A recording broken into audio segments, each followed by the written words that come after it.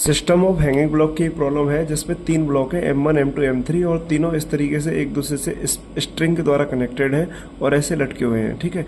और आपको टेंशन लिखना है हर एक स्ट्रिंग में। तो आप देखो T3 अगर टेंशन लिखना है तो नीचे कितना है, मास है M3, तो ये हो जाएगा T3 का वैल्यू M3 इंटू में G।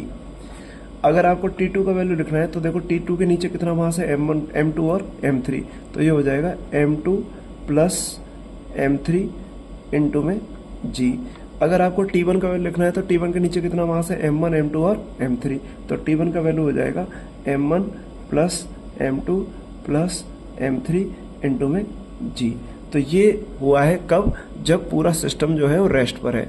अब मेरा सवाल आपसे ये है कि आप बताइए अगर ये पूरा सिस्टम रेस्ट पे ना हो करके ए एक्सेलेरेशन से ऊपर की तरफ जा रहा है, ए एक्सेलेरेशन से ऊपर की तरफ एक्सेलेरेट हो रहा है, तब T1, T2, T3 का वैल्यू कितना होगा।